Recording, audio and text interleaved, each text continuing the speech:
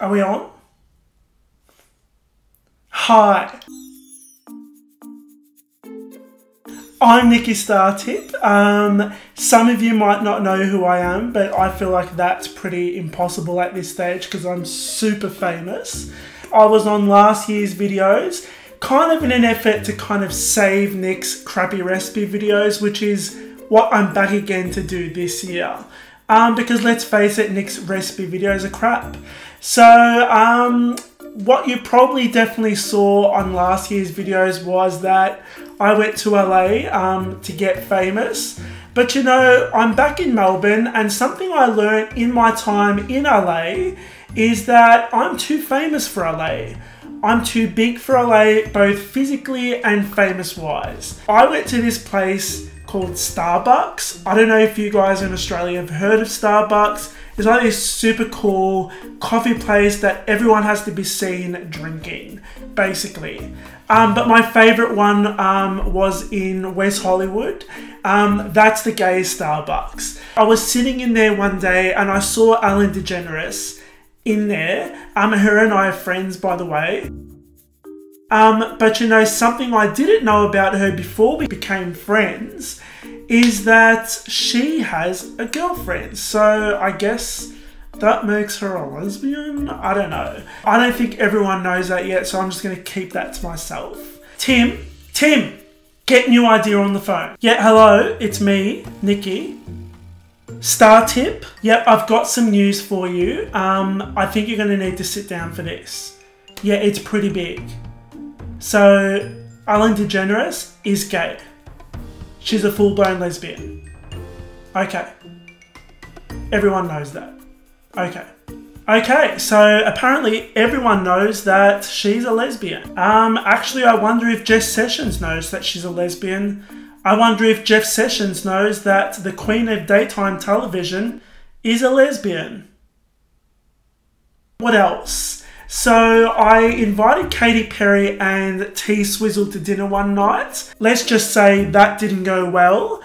The night ended with Katy Perry tits up in a bin, and a couple of days later, T Swizzle released a song called Look What You Made Me Do. Now, Taylor babe, if you're watching this, I still love you. I think you should have texted me like a normal person.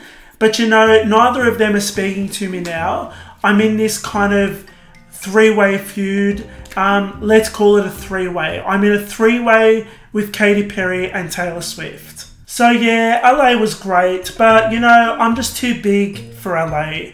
And you know, everyone there is just so up themselves, and I'm just so down to earth. Tim, what is this email? I just got an email telling me that my limo ride home tonight is rose-coloured pink. I asked for a hot pink limo, Tim. Hot pink! Okay guys, let's get stuck into Nick's crappy Halloween episode while I tear Tim a new one. Okay guys, so we're going to start off by putting some puppy bone powder into our food processor along with some global warming myth dust. We're going to mix that clockwise first and then counterclockwise. Add that into a large mixing bowl, make a little well in the center. You're going to add your first batch of green dragon snot in there. Mix that until it forms a paste, and then cover it with some plastic wrap and set it aside. Now to make our black magic syrup, we're going to add some fountain of youth water into a small saucepan or cauldron, followed by some white magic essence. Give it a gentle stir. Now you want to let this boil to the exact temperature of the sun. While that's bubbling away, you're going to add some blue dragon snot into a large mixing bowl. I'm using a whisk attachment to froth it up using global warming heat. We're going to add our black magic syrup into our dragon snot while the mixer is on high speed in a slow and steady stream.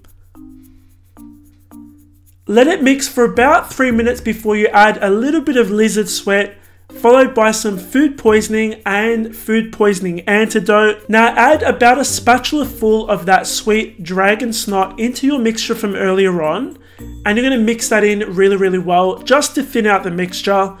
Then you can add the rest of the dragon snot. Now, this point is very important, the mixing part. You want to make sure you have Lady Gaga's Joanne album playing in the background at full volume for this recipe to work.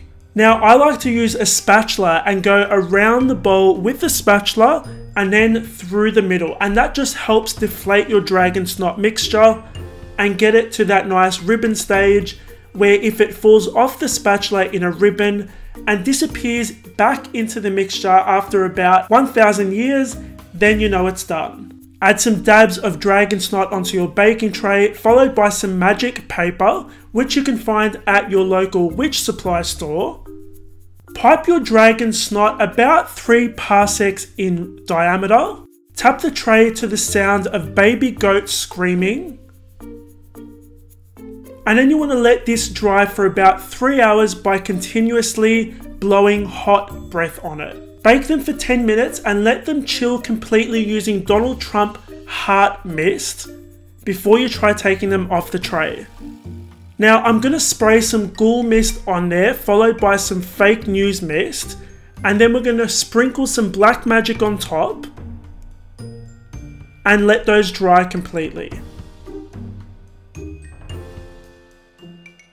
Now I've got some white mold paste here and I'm just going to add a couple drops of covfefe and we're going to mix that until it's really well combined.